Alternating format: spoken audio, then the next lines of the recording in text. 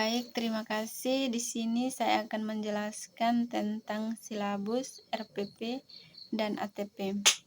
Nomor 1, pilih salah satu contoh silabus di kurikulum 2013. Contoh silabus kurikulum 2013 yaitu mata pelajaran matematika kelas 8. Temanya itu bangun ruang, subtema sifat-sifat bangun ruang.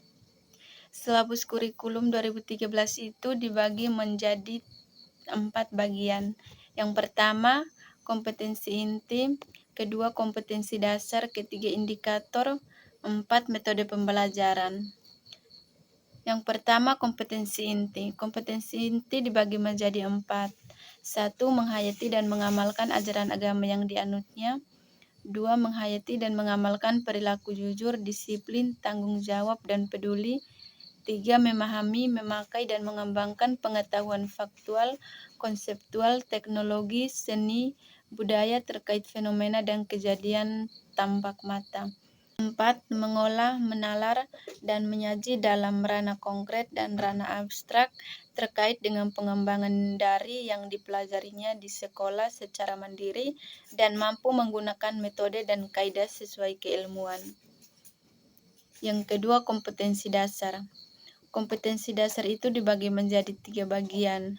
Yang pertama, mendeskripsikan sifat-sifat prisma dan limas. Yang kedua, mengidentifikasi contoh benda-benda sekitar berbentuk prisma dan limas. Yang ketiga itu menyelesaikan masalah yang berkaitan dengan bangun ruang, sisi datar, dan sisi lengkung. Yang ketiga itu indikator. Indikator dibagi menjadi 3 bagian. Yang pertama, siswa dapat menjelaskan sifat limas dan prisma. Yang kedua, siswa dapat mengidentifikasi prisma dan limas pada benda-benda sekitar. Yang ketiga, siswa dapat menyelesaikan masalah yang berkaitan dengan bangun ruang, sisi datar, dan sisi lengkung. Yang keempat, metode pembelajaran. Metode pembelajaran dibagi menjadi 4 bagian. Yang pertama, ceramah interaktif. Yang kedua, diskusi kelompok. Yang ketiga, praktek langsung. Yang keempat, tugas individu. Contoh RPP di kurikulum 2013. RPP atau Rencana Pelaksanaan Pembelajaran adalah rencana yang lebih rinci tentang bagaimana pembelajaran dilakukan, termasuk langkah-langkah detail, strategi pembelajaran, alokasi waktu, dan penilaian. Yang ketiga, contoh analisis tingkat pencapaian atau ATP di kurikulum Merdeka.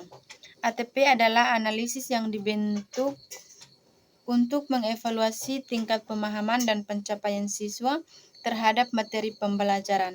Ini biasa dilakukan secara periodik semua proses pembelajaran untuk memastikan tujuan pembelajaran tercapai. 4. Bandingkan 3 hal di atas dan buatlah persamaan dan perbedaannya. Persamaannya, 1. Semua 3 elemen atau silabus ATP RPP berfokus pada pencapaian kompetensi yang ditetapkan dalam kurikulum. 2. Masing-masing memperhatikan aspek pembelajaran yang meliputi pengetahuan, keterampilan, dan sikap. Perbedaannya, 1.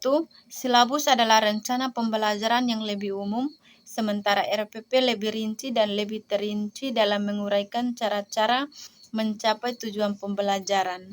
2. ATP adalah alat evaluasi yang digunakan untuk mengukur tingkat pemahaman siswa terhadap materi pelajaran dan kemampuan mereka dalam mencapai kompetensi yang ditetapkan dalam silabus dan RPP. 3. RPP dan ATP lebih fokus pada implementasi dan evaluasi pembelajaran di kelas, sedangkan silabus memberikan panduan umum untuk seluruh kurikulum.